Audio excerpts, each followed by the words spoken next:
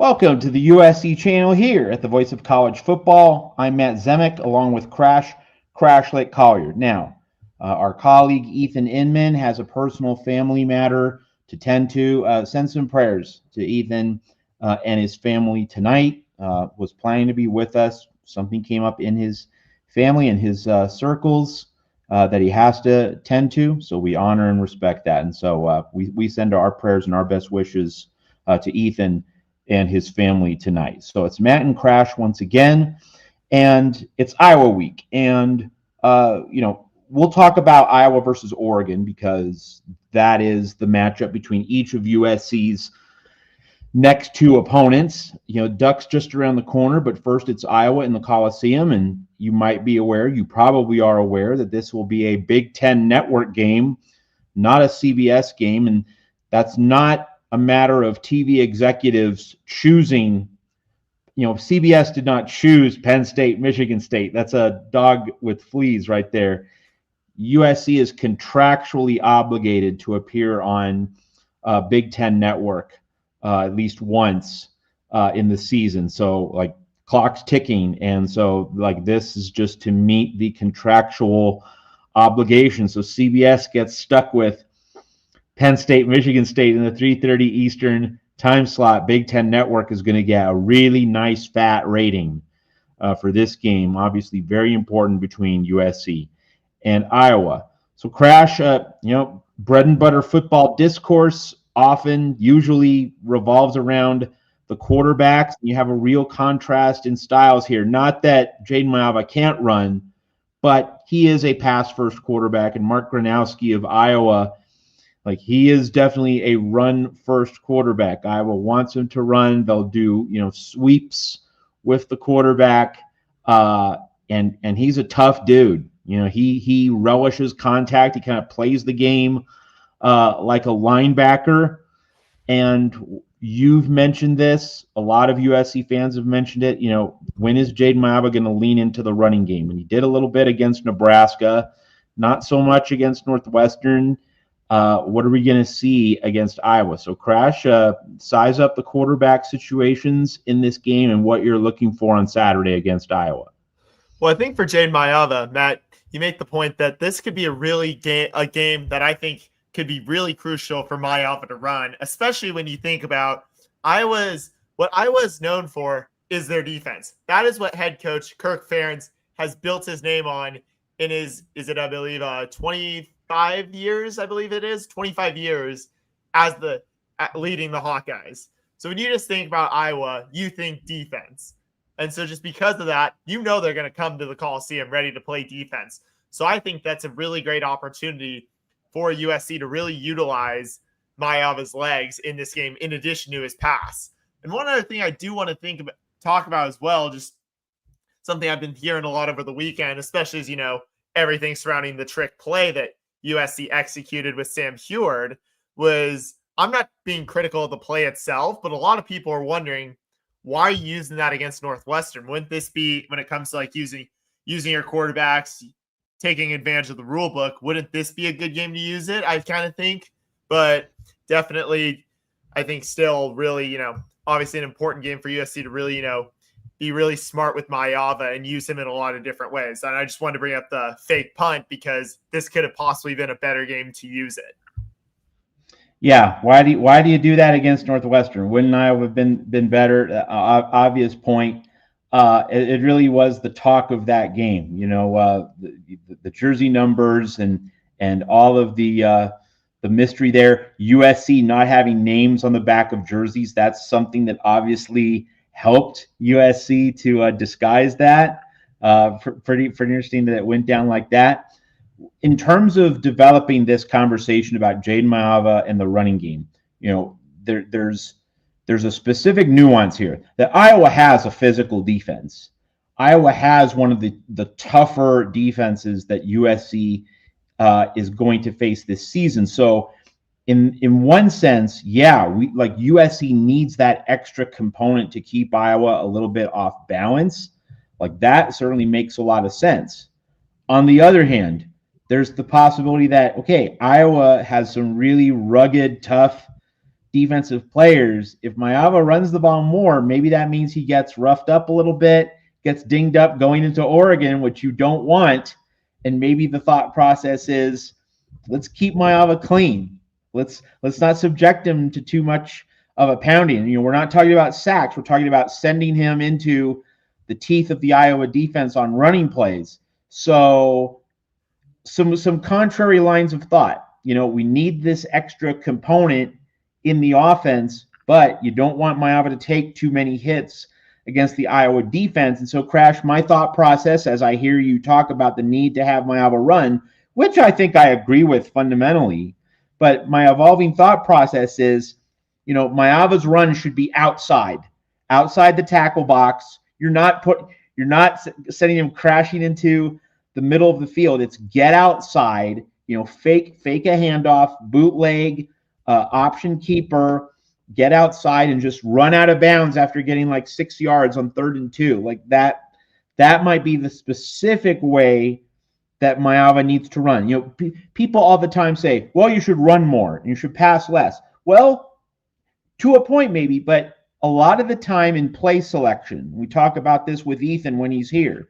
It's not just whether you're running or passing. It's how you're running. It's how you're passing. What kind of running plays? What kind of pass plays? So, Crash, maybe there's a specific way to have Maiava run more. It's not just we need to run Maiava more. It's the way in which USC is running more and when USC chooses to run Jaden Maiava. Any other layers to add to this particular conversation with Jaden Maiava? Well, I think you talk about a lot of that stuff, like when he's, he goes outside, and just gets out of bounds, especially when you think about too, like he could have possibly injured himself after he threw that pick and then forced that fumble in through the back of the end zone in that game. So that's a potential cause of concern. I bring that up because you talk about him not wanting to get hurt, especially against a physical defense like Iowa. One other way you could do it is even if he doesn't necessarily go outside, but stays in, like if he gets a good blocker or something, is as soon as he senses he could get tackled, you just got to slide. Like, don't do anything fancy. Like, obviously, game's online, but just especially at the start of the game is, it's just getting going. If you sense like you could get tackled badly, just go down and slide. Don't try to, maybe not outrun any guys. Obviously, I know he's capable of it, but just the risk of injury is possibly too great. So it's just best that if you aren't going outside and don't have that feasible out of bounds route, you just got to slide as soon as you sense danger. Yeah, that's definitely a part of it. That if you're Maiava, you're thinking about the long term, not just about this game. And this game is huge, but you have another really huge game the week later, and so time and score should certainly dictate what happens. As you said, if the game's on the line, okay, you let it rip. You can't worry about every little micro detail, but certainly early in the game, there will be no need for Maiava to take absurd gambles. Now, 4th and 1, okay, and you can get a touchdown lead, fine. But if it's not super duper high leverage in the early and middle portions of this game, absolutely Jaden Maiava needs to be concerned about that. All right, so let's stay with Maiava a little bit, but now move into the passing game. And so Makai Lemon and Jacoby Lane, they were back to looking like themselves. They were not themselves against Notre Dame and Nebraska, back to the standard USC fans expect against Northwestern. But it was Northwestern. I mean, Northwestern's not terrible, but Iowa's better. Iowa, we saw Iowa take Oregon to the wire this past weekend. So it's not as though it's a negative commentary on Northwestern. It's about Iowa raising the bar, providing a bigger challenge. It could be akin to what Nebraska provided. But of course, the Nebraska game, the Notre Dame game on the road, and home cooking always seems to help this USC team generally, the offense specifically. So Makai Lemon and Jacoby Lane against a good Iowa secondary. Dante Moore of Oregon he barely threw for over 100 yards. He had that big throw late, but Oregon was not consistently throwing the ball with success against Iowa's secondary. So, in terms of Jaden Maiava having a big day, he's going to need his dudes, Lemon and Lane, to show up against a quality Iowa back line, Crash Collier. Absolutely, Matt. And I mean, we've talked about this before. Yeah, Mayava struggled. Yeah, he's thrown interceptions. And I'm not trying to say like, oh, like those were I'm not trying to, let him off the hook for throwing those interceptions. But at the same time, we've talked about this repeatedly, is that his receivers weren't always there for him. Especially in some of those bigger games, like especially on the road, the Illinois, the Nebraska, the Notre Dame games. His receivers weren't always there for him. So that just made it, when your receivers aren't there, obviously, like I said, quarterback, obviously, like you got to make the throws. But at the same time, if your receivers aren't always there, not necessarily to bail you out, but to, be there for the throws and they're not playing their best, that makes your job a lot harder as a quarterback. So hopefully what I want to see is just really Lemon and Lade need to be that 1-2 punch that USC has relied on in those games against weaker opponents, and really just, make a stand and just really just have a strong game to really help power USC past Iowa. And as we continue with the theme of, how do we make this game easier for Jaden Mayava, another thing that's obviously going to make it easier is establishing King Miller in the running game. And Ethan always talks about play calling and what you lead with.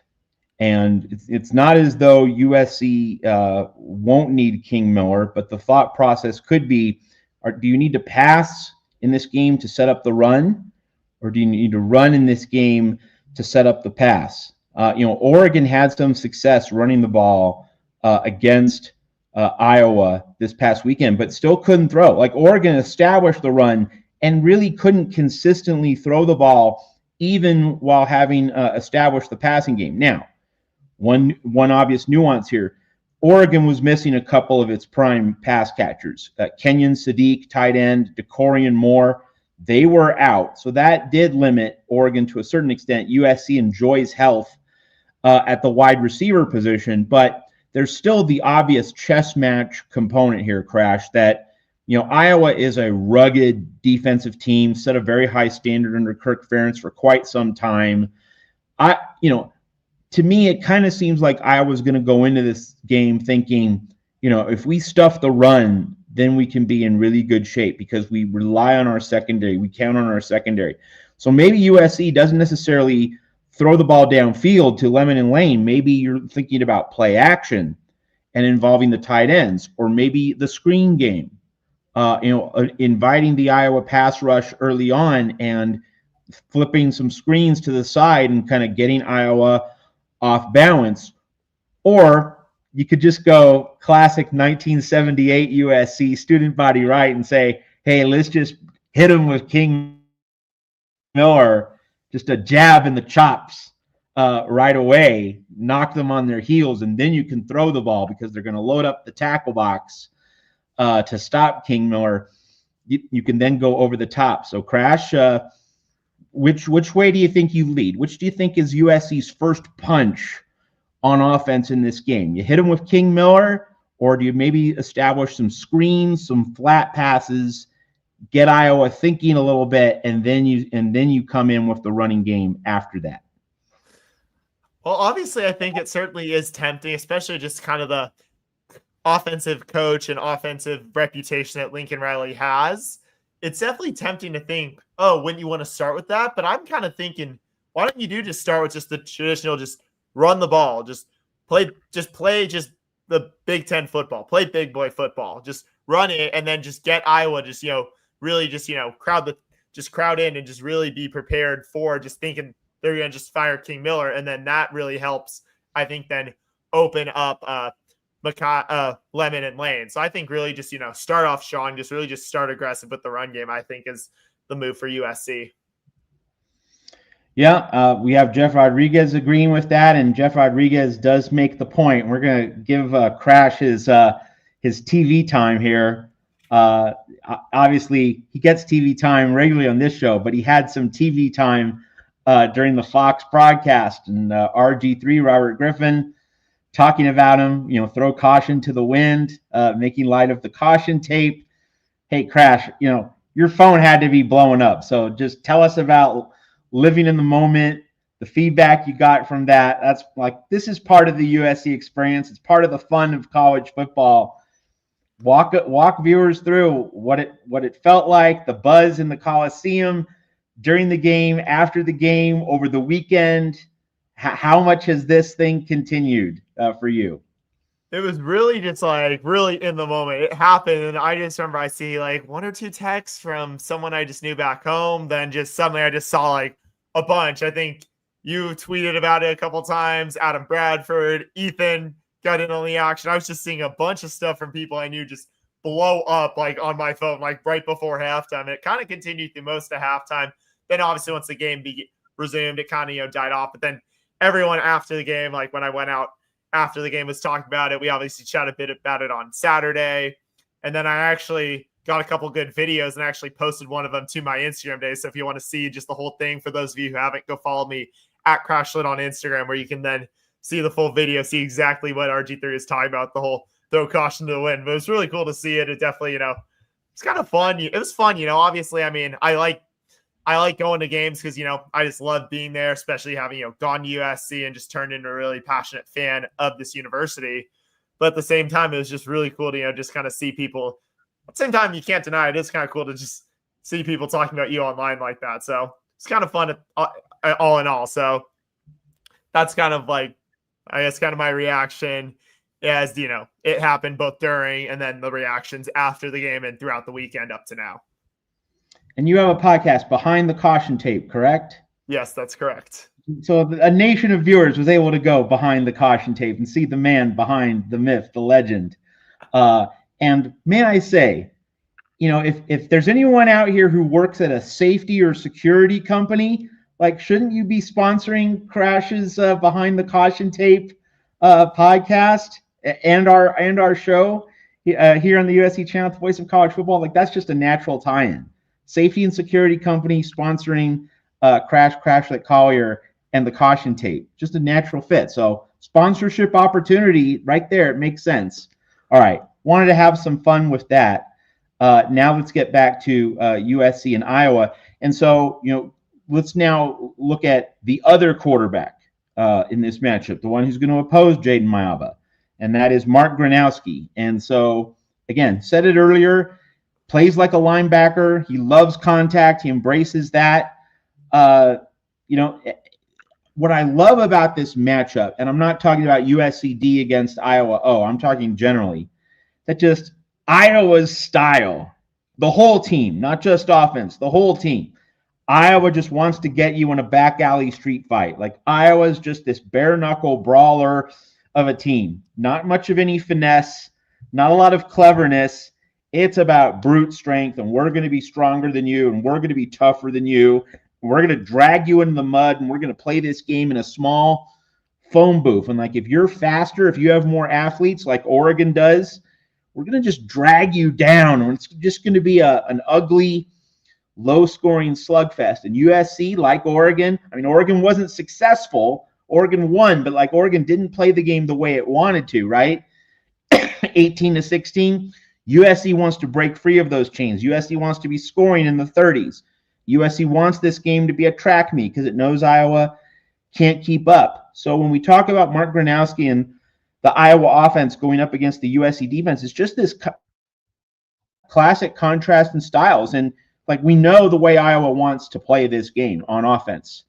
Pound, pound, pound.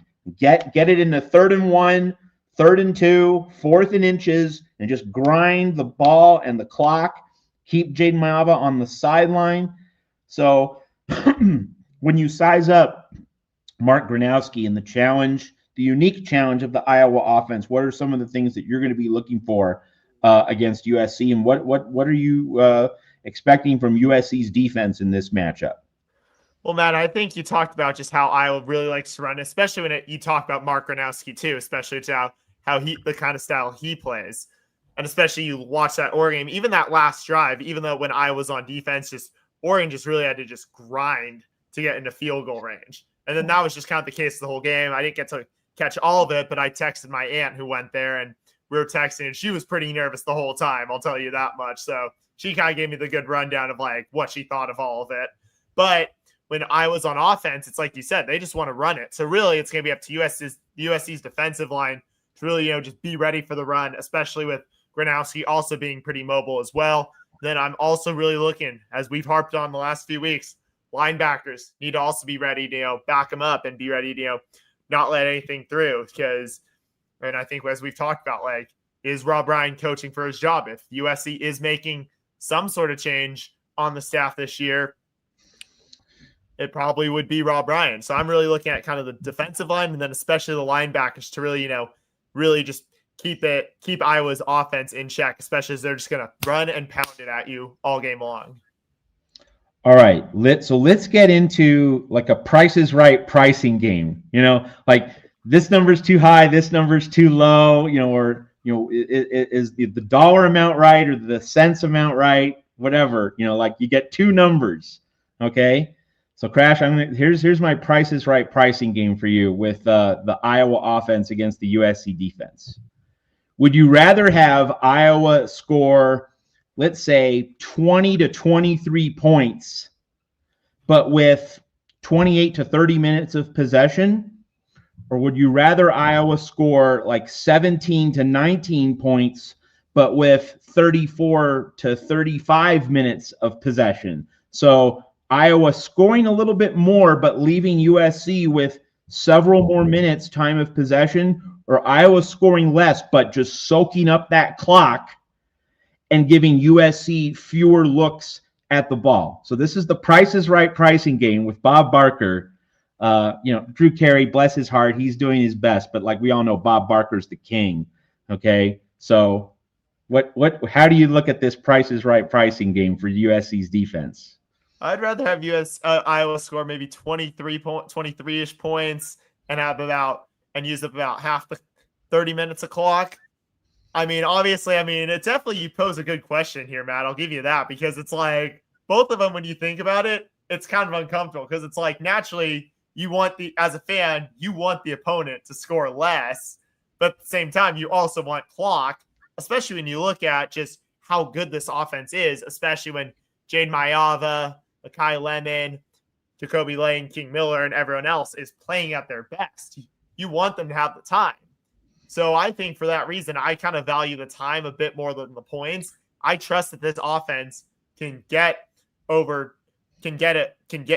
score enough points to keep pace with Iowa, but I want them to be able to have the time to do it. And I don't just want the Hawkeyes to just soak up over like 40 minutes of clock and leave USC with not much time, especially if this game, which it very much could, come down to the final possession.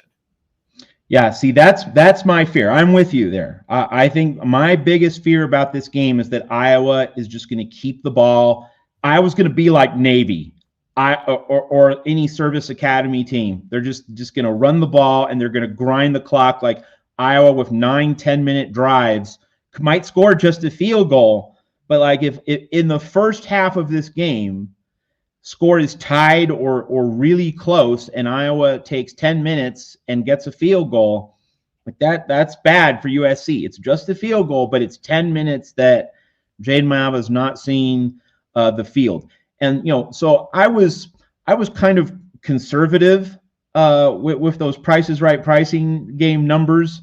There wasn't a huge gap between 23 on the high end and 17 on the low end, but like if Iowa's scoring in the high 20s, I'm no longer valuing clock over score. But like if it's like 6 points, one score, I will gladly give Iowa one more score in exchange for 7-8 more minutes time of possession. But if we get into two scores, no, like then the calculus changes the other way. So like that's kind of my hypothetical for this game. And yeah, Iowa draining the clock and keeping the USC offense on the sideline is what worries me more than Iowa's raw point scoring ability. And you mentioned that this is a challenge for Rob Ryan. More broadly, this is a challenge for the USC program under Lincoln Riley. Like if there is a team which is going to determine whether you're soft or not, it's Iowa. Like that is the way Iowa plays. Now, Ohio State's and Indiana are kind of in their own universe. They're just excellent and they are physically strong. But with Iowa, like that is the Hawkeyes' whole identity. Like Ohio State and Indiana can throw the ball down the field. They can beat you in other ways. They can do other things. Iowa's the one-trick pony. It's all about being tougher. It's all about just getting in the pig pen and wrestling with you in the mud and, being the stronger dude. So that is my worry, the time of possession, Iowa being able to just grind this clock away. And it's a real challenge for this USC defense. Can it be physical?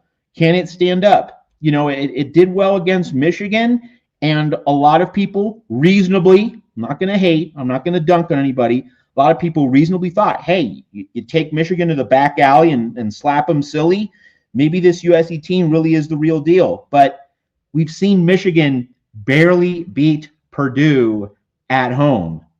So Michigan just did not turn out to be all that special this season. And then USC going to Notre Dame, that USC Michigan result feels like more a commentary on Michigan at this point than USC. But if USC wants to change how we remember that Michigan game, if USC wants to say, hey, you know what, that Michigan game was more about us than them. Well, here you go, Iowa. Iowa's gonna reveal whether you're tough enough. Iowa's gonna reveal whether you're strong enough and you're able to just punch back at the Hawkeyes. That's what I love about this matchup. So Iowa wanting to just ram the ball down every opponent's throat. It's just going to be a test of manhood for USC. Now, with that having been said, Crash, Iowa did get behind Oregon's secondary a couple times. Iowa completed 2 passes for over 40 yards. And so, I was going to run, and then whoop, over the top, and it was able to catch Oregon off balance a couple times. So I have to ask you, Crash, point blank, like, are you worried that like after 8 or 9 consecutive runs, the Hawkeyes are going to catch that USC secondary napping with a long ball? What's your confidence meter rating for this particular game in terms of USC not getting snookered by an occasional long ball from the Hawkeyes? It wouldn't surprise me at all if they do that, Matt. I mean, it's a really smart strategy. You just, you go with the run, just try to pound it at them. But then once in a while, you just, lob a deep ball, just try to see who you can catch sleeping. And so if USC secondary hadn't had the worries that it had early in the year, I mean, obviously, hopefully they're looking a little better now. But if they hadn't had those worries that they had earlier, I would not be as worried. I'd probably say I'm about a 5. And that's just mainly because of the recent kind of progress we've seen in the secondary. But in general, it's not higher because of some of those early season woes. So I think it's very possible that if, they run it a bunch and then just once in a while have Gronowski throw it deep, like they could possibly catch someone off guard and possibly even, make a deep play, get into good scoring range and possibly, maybe even get a touchdown off of one of those deep balls. So it definitely does concern me. So that's why I put it at about 5. All right. Let's now talk a little bit more about that Iowa-Oregon game, because these are each of USC's next 2 opponents. We were all watching that game. We were all taking notes on both the Hawkeyes and the Ducks. Crash, just some of your general impressions. We'll dive into more details as we go along here. But, I guess we could start with just, was this the kind of game you expected? Did you think it was going to be this close and this low scoring? Oregon had a lot of success on the ground, but couldn't really parlay that into a lot of points. Dante Moore had some wobbles, but he came good at the end. Iowa with some special teams miscues, bad punt snap led to a safety. You had a lot of different things going on in this game. What was your overall impression of Oregon and Iowa before each of these 2 teams play USC? Well, I think it's like we've described how we think this game's going to go, Matt. I think it was a total street fight, and that's what Iowa wants to get you into, where it really can come down to that last possession. And just as I was prepping for today, just looking at how the Hawkeyes have gone, like a lot of their games have come pretty close. Like they barely beat Penn State. They kept it close with Indiana. Of all their conference games, only Rutgers and Wisconsin have they scored, or well, Minnesota as well. But most of their non-conference games, it's like they're usually like in the teens to 20s with points. They've only twice hit 30 or more points in conference play. So really, they're just like trying to keep it in a street fight to where they can keep it. So really, what just I took away from that game was just how physical Iowa was and how it's just they just want to keep it last possession, take time off the clock, and really just want to make their opponents work for it. And I think you got to give Oregon a lot of credit despite all the woes, everything weird that happened, which you could definitely factor in the weather for sure, especially as sounded like the balls were pretty slippery a lot, especially with the weather. But really just what impressed me was just Oregon's ability to just have that final drive and get down the field and just, ultimately get that game-winning field goal. But it really showed just how just hard you have to work to beat this team. That's what I think I took from just Oregon getting that win, especially it being in Iowa City. Now, obviously, as we talked about, USC has been very good at home. They have not lost in the Coliseum this year, and they likely won't have the same sort of weather issues to that same degree. But it definitely shows just how much of a fight this Hawkeyes team is going to give you if you do want to beat them. One notable comparison between Oregon and USC going up against Iowa, Dante Moore threw an end zone pick, cost Oregon some points, and in a game that was played pretty close to the vest, we often talk about, you got to score touchdowns, not field goals. Well, against Iowa, field goals are actually good. I mean, if you collect enough of them, if you collect 3 field goals, that's a 2-possession lead over Iowa. And, for most of this game, Oregon was leading in between 1 to 2 scores. Oregon had a 9-0 lead. Iowa makes it 9-7, but then it was 15-7, then 15-10. Oregon was driving for a field goal to make it 18-10, then had a holding penalty, got stopped, wasn't able to add to its lead. So against Iowa, Iowa's a unique team, right? This team breaks the rules. I mean, it defies easy convention. Iowa is not most college football teams. So you always just want to get points in an Iowa game if it's close, because Iowa's offense does not score easily. And so a couple field goals, if you bank them early, they can really matter at the end. So what I'm getting to, Crash, in terms of a comparison here, Dante Moore throwing a pick, Jaden Maiava has had a tendency to, he's been littering the stat sheet with at least 1 interception on a fairly consistent basis over the past month. He makes at least 1 errant throw that becomes a turnover. Let's say Maiava throws exactly 1 interception. I'm not talking about 2 or 3. Not talking about 0, just talking about 1. If he makes 1 interception, and it's not a pick 6, all right? So it's not it's not a pick 6, and it's not an end zone interception. Maybe it stops a drive at the 30 or the 20. If he throws 1 interception of moderate importance, moderate value, how confident would you be that USC can overcome that? Because I think if we're getting into 2 or 3, then USC's in big trouble. But if he throws 1 interception and it's not a pick 6, how would you say USC's able to fare against Iowa? I think they'll be okay. I mean, obviously, I hope that doesn't happen. I hope to see 0 interceptions for the first time since Michigan State. But at the same time, I mean, it is part of the game. They do happen. Mistakes do get made on the football field. There is no question about that. So I think in this situation that you described, Matt, that if it's not a pick 6, doesn't turn into a pick 6 or anything like that, or doesn't set up Iowa, even just in, position, even kick a field goal, as long as they just, can the defense then come and get a stop, or just that next play, Maiava, which I think he does a great job, is really good at just wiping his mistakes. He goes to the sideline, analyze them, and then just all right, can't do that again, purges it from his memory, figure it out next time, just got to go back on the field for that next drive. So I think as long as they just, don't lose their confidence and then can, keep putting points on the board, even if that is just, you drive to the 30 and get stopped and you can just kick a field goal. And as long as you can just hold that Iowa offense in check, I think USC can still find a way to win, even if, Maiava does throw a pick, as long as doesn't prove to be costly.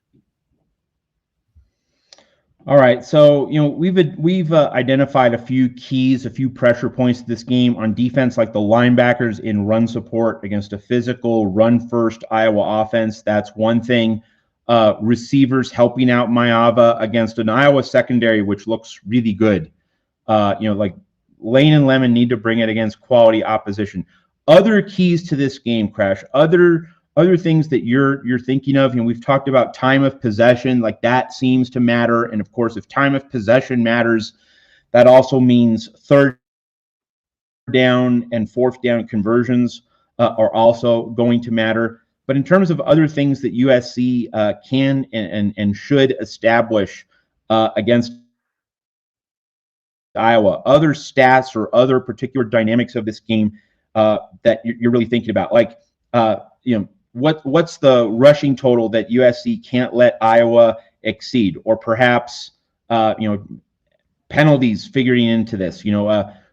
Iowa, I'm not sure if Iowa committed a penalty against Oregon, and Oregon did commit several holding penalties that limited the Ducks to a certain degree. Also, splash plays that Iowa's going to have tough sledding for most of this game, but was able to find over 2 40-yard passes against Oregon. So maybe limiting Iowa's splash plays is a key.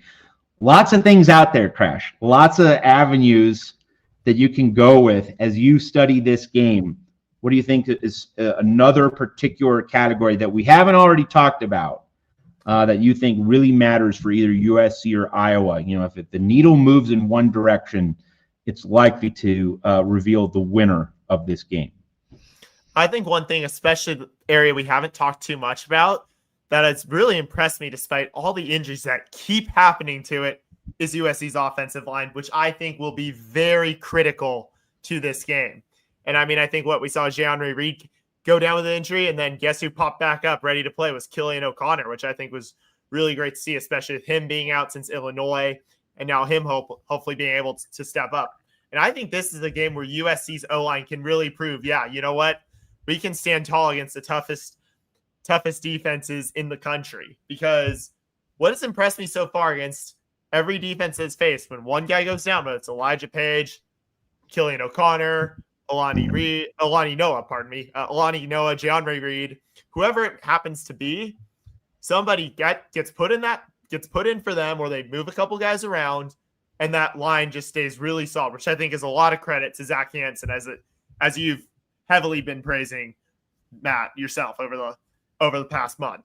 So I think really it's the O-line. It's especially if someone gets injured, which is always a possibility when you play the game of football, can whoever comes in, and even the 5 guys who start this game, can they stand tall and give Maava the pass protection he needs, as well as, provide excellent blocking for King Miller in the run game. So I think really that's what I'm really looking to see, is how strong is USC's offensive line against against Iowa's defensive front.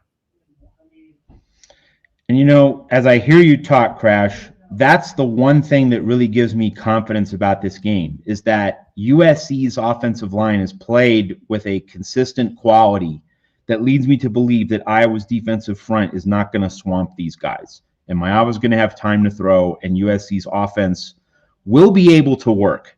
The offensive line, the job Zach Hansen has done with this group all season, with the injuries, with the limitations, with guys shuffling in and out, that definitely gives me confidence for this game against Iowa. All right, so no USC game, at least of appreciable significance. Not talking about a cupcake game, obviously. That was back in September. But no big USC game is really complete without a discussion of Lincoln Riley.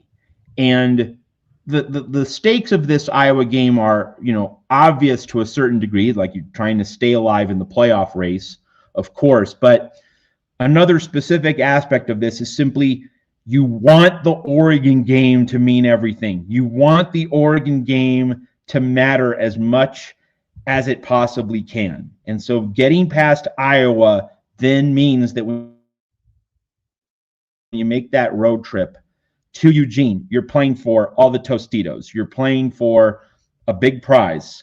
Not that a win over Oregon would clinch a playoff berth, of course. You'd have to get past UCLA a week later, but obviously USC at home against an interim coaching staff is going to be favored solidly in that game against the Bruins. So really, you get past Iowa, you're playing Oregon for a lot. And win or lose at Oregon, you at least want to go to the Pacific Northwest with everything on the line. So in that context, in that light, just how big is this game for Lincoln Riley in his tenure at USC? Not so much the 2025 season, because those stakes are obvious, but in terms of how the overall trajectory of his tenure is going and how it would lead into 2026, just how big is this game, Crash Collier, for Lincoln Riley? I think it's a huge game because I think if USC wins it, it gives him a massive, vote of confidence from the fans, I believe, because it shows that, he kept this team together, kept this team alive until you go to Oregon. And obviously, don't get me wrong, I think USC could, if USC plays well, it also could just, they could look like the 2011 team that went up to Eugene and beat the Ducks that you've talked a lot about over the past few weeks, Matt. But I think really, even if USC does lose that game, it gives a lot of confidence that there's momentum and USC is heading in the right direction, especially if they improve by 3 wins in the regular season, finish the regular season 9-3. So I think it's a huge game. And if they lose, I don't think all is lost, but definitely makes it a lot trickier, especially when you're not going up against a team that is more or less a lock for the playoff spot, assuming they win every game but this remaining game, but the USC game. So I think it's a huge game for USC, especially to prove that, we're building progress. We can finish, even if we don't make the playoff, we'll finish 9-3 in the regular season. We'll have the bowl game. Then we got this great recruiting class coming in, and we can build off that momentum and then really, set the program up for sustained success in 2026 and beyond. Yeah, this is an absolutely mammoth game for Lincoln Riley, and I'm going to highlight something I wrote at Trojans Wire.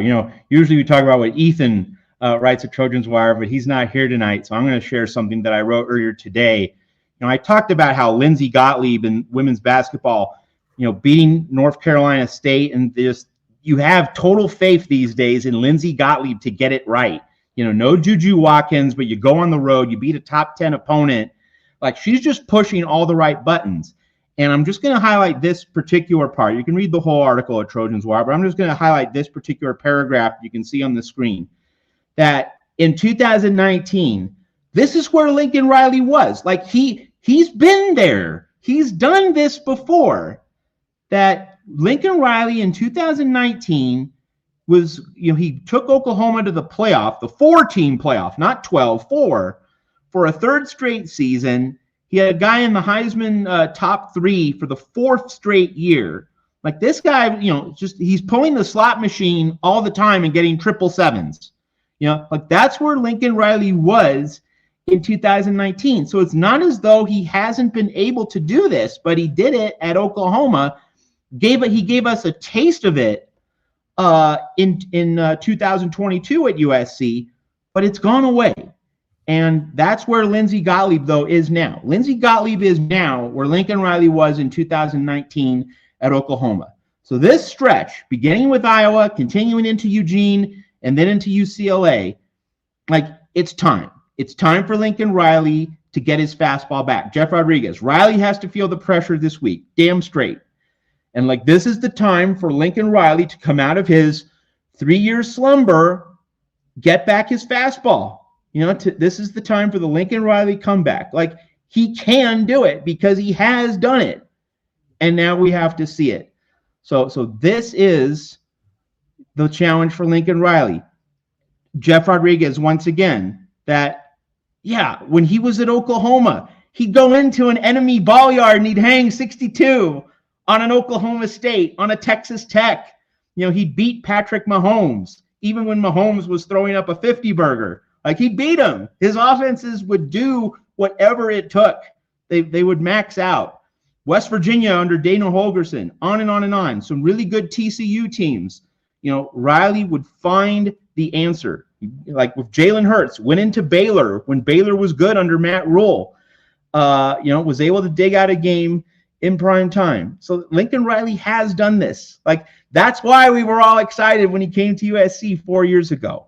So this is about Lincoln Riley recapturing the magic, recapturing, because he's captured it before. Now he has to capture it again at USC. It's part of the stakes of this Iowa game. It's part of why this game is going to be so fascinating. All right, much more on the other side with Crashlet Collier. But first, an advertisement from the voice of college football. We'll see you in 1 minute. College football is even more exciting when you've got some action on the line, and the games are even better when you're cashing in. And the voice of college football is the place to be to get the greatest value. Start with my picks. 75% against the money line, 58% against the spread, and I've got a 40-plus year track record. 11-0 in the college football playoff for me last year against the money line, 8-3 against the spread. And I'm just the warm-up act. Steve Merrill of Wager Talk is our ace in the hole, show stopper. 7 years with the voice of college football, over 30 years in the industry. Steve gives us analysis on all the big games, but you can't miss Steve's weekly under-the-radar pick. 28-12 against the spread the last 3 years.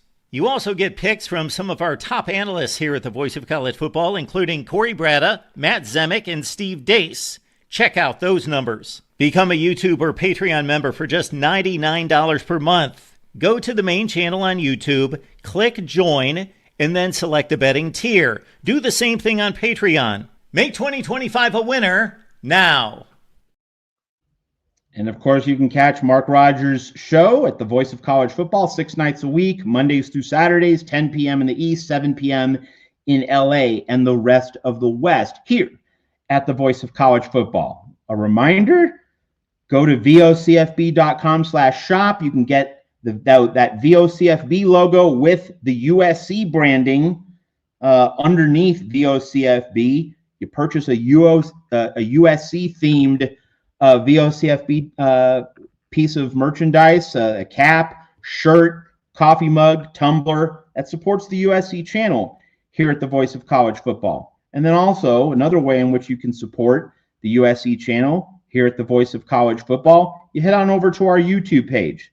So there you go, USC at the Voice of College Football. And then right in the middle, you hit that join button, okay? And you get the pop-up. You join at the middle Heisman tier, or the top national champion tier. You get exclusive insider access to bonus cuts. And, Jeff Rodriguez in the chat, he was gifted a membership to the USC channel at the Voice of College Football. Join Jeff, become a member at the middle or top tier, and you get exclusive access to all the bonus segments that Ethan, Crash, and myself have been cranking out all season long. That's another way to support the USC channel here at the Voice of College Football.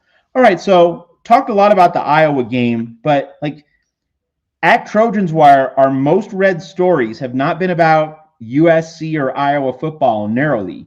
It's been about UCLA thinking about ditching the Rose Bowl, going to SoFi Stadium, and the dysfunction in the UCLA athletic department. Because most of us who love and appreciate and cherish college football, its traditions, its uniqueness, come on, you can't leave the Rose Bowl. We know the place needs renovations. We know it needs some upgrades of various kinds, but it's still the granddaddy. It's still grandpa. You got to take care of grandpa. You can't send grandpa to a nursing home. You need to take care of grandpa. But UCLA wants to ditch grandpa, leave the Rose Bowl behind, and go to soulless SoFi Stadium. Of course, the real pipe dream here is UCLA thinking, oh, we go to SoFi, we're going to get more fans. No, your program still sucks. That's why you're not drawing people. When Jim Mora was coaching UCLA a decade ago, they were winning, and they were putting fannies in the seats. People will come if you're good, but UCLA is not good. So UCLA is, as usual, not reading the room. That's why we call them the Ruins, right? So, Crash, lots to talk about, and our friend Ethan did write a column about this at Trojans Wire, so we'll put it up on the screen. So one of the ideas, there are a lot of ideas from Ethan here, but the one that really stands out, it's up front in the article, one USC a game a year. And of course, it's not going to be the showcase game. It's not going to be a Michigan and an Ohio State, a Penn State, but something like Northwestern, or, and this is a specific thing that Ethan mentioned in the article, which we encourage you to read at Trojans Wire. Didn't put it up on the screen. Here, let's get up on the screen there. Yeah, so he just says one USC game a year, probably not a premium game, but like there are many things to consider here. There are many ways you can play with this. One thing that Ethan did say in his column is that, this could be a way to revive the in-state rivalries with Stanford or Cal.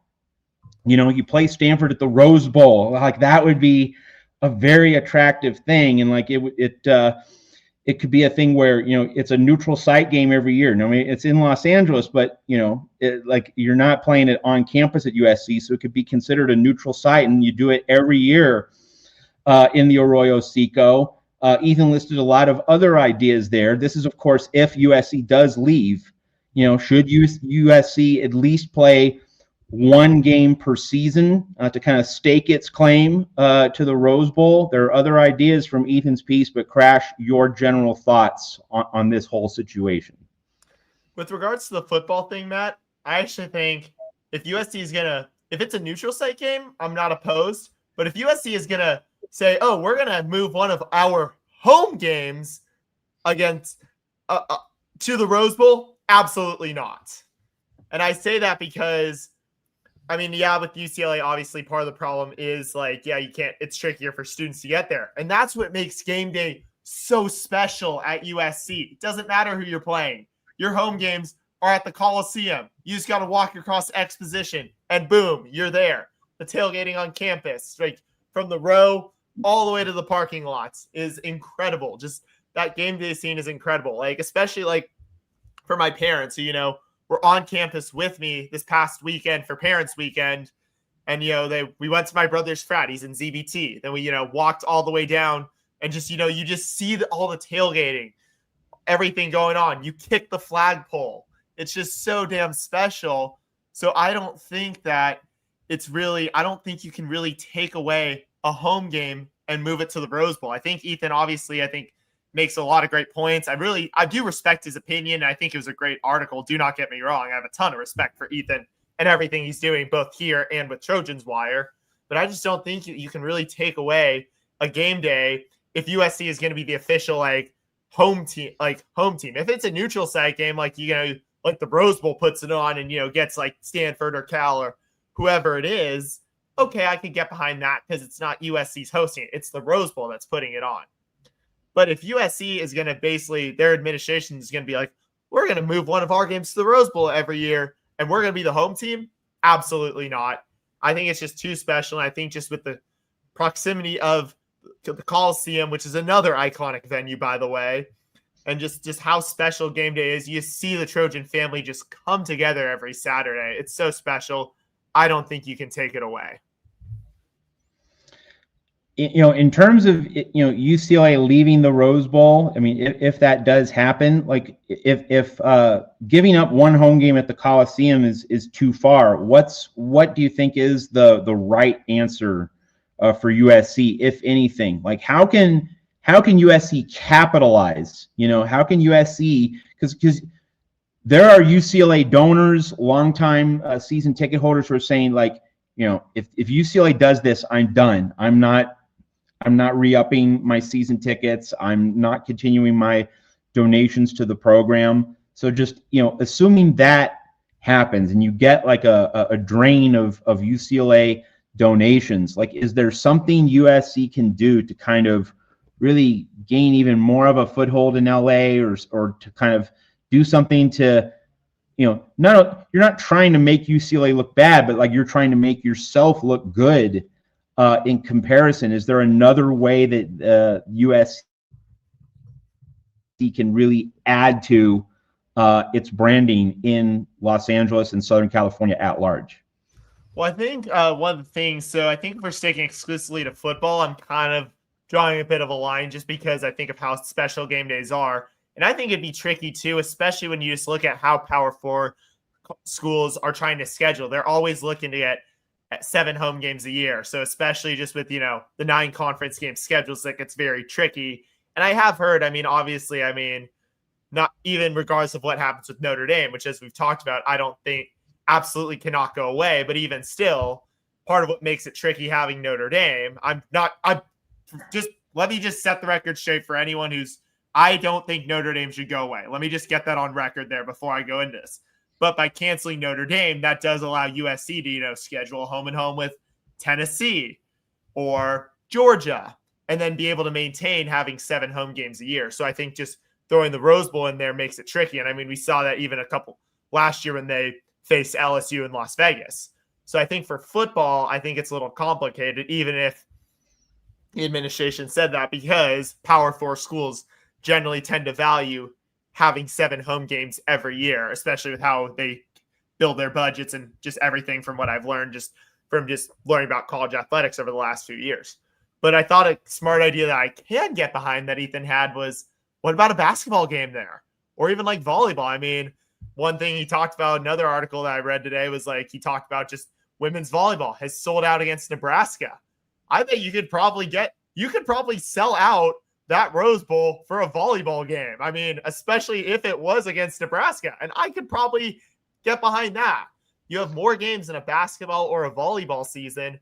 And I think that's the way you can really optimize it. And I think if UCLA does leave, the Rose Bowl should be looking at that.